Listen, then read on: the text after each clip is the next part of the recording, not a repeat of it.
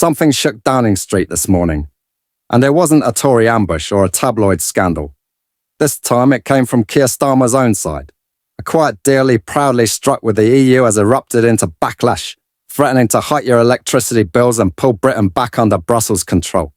And the warning didn't come from a rival politician. It came from an independent expert, sounding the alarm on what could be Starmer's most costly mistake.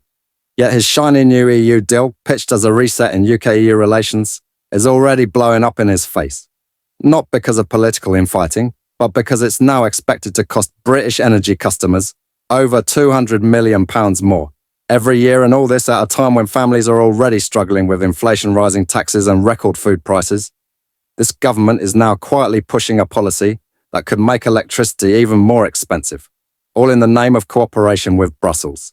So what's actually happening? Starmer has pushed a new agreement linking the UK emissions trading scheme with the EU carbon market. These systems are meant to price pollution by making CO2 emissions more expensive. In theory, they helped the environment in practice. This deal is set to drag UK prices up because EU carbon prices are significantly higher than ours. Energy consultant Catherine Porter, who is not a politician but an independent analyst, says this move could cost households hundreds of millions every year. Why? Because by aligning with the EU system, we lose the surplus of carbon allowances that had kept our prices lower. We had a cushion. Starmer gave it away. Porter said bluntly, there are no obvious benefits to UK consumers.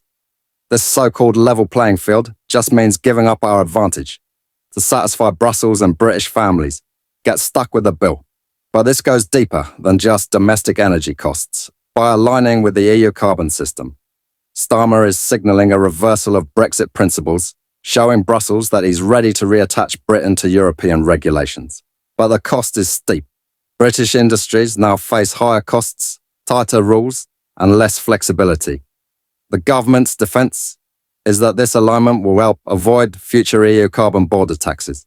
But even that is shaky. A report by Frontier Economics estimated that aligning might save £770 million over 4 years. But we're paying $200 million extra per year in electricity. So the savings barely cover the costs. This isn't about helping British consumers. It's about political optics, about being seen as cooperative with Brussels. Even if it means more economic pain for ordinary people, instead of using Brexit to create a smarter, cheaper, greener carbon strategy for the UK. We're locking ourselves into a rigid, expensive EU model that doesn't work for our economy. And that's not the only area where Labour is failing under Starmer. Just a few miles from the statue of NHS founder, and you're in Bevan, in Cardiff. The reality of Labour's health legacy in Wales is falling apart at the University Hospital. Of Wales reports reveal shocking misconduct in the surgical department, including theft, drug use and staff abandoning surgeries to watch Netflix pigeons, were found inside trauma theatres, something you'd expect in a third world facility. But it's happening in the biggest hospital in Wales. Thousands in Wales are waiting over 2 years for treatment. 1 in 4 people are stuck on waiting lists. And yet Labour has ruled Wales for decades, supported by Plaid Cymru and Lib Dems who share the blame. Did you know that over 95% of our viewers aren't subscribed to the channel? We totally get it. Life gets busy, and sometimes it's easy to forget.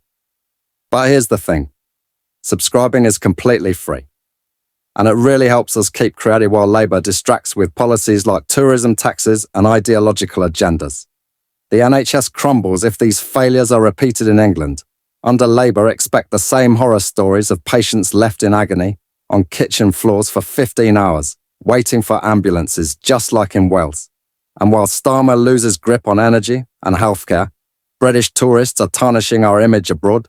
A Spanish traveller shared a horror story from a flight to Ibiza packed with drunk British passengers. Shouting, singing and drinking non-stop, she called them animals and urged the UK to stop sending party tourists to the island. This comes as over 130,000 people protest mass tourism in the Canary Islands, demanding more homes and fewer tourist apartments. British behaviour abroad is becoming a national embarrassment, from energy policy to healthcare collapse to global reputation. The pattern is clear under Starmer. Britain is losing control, drifting back toward EU dependence, failing to manage its public services and exporting chaos wherever it goes. What kind of future is that? Let me know. your thoughts in the comments. And don't forget to like this video and subscribe for more news that actually matters.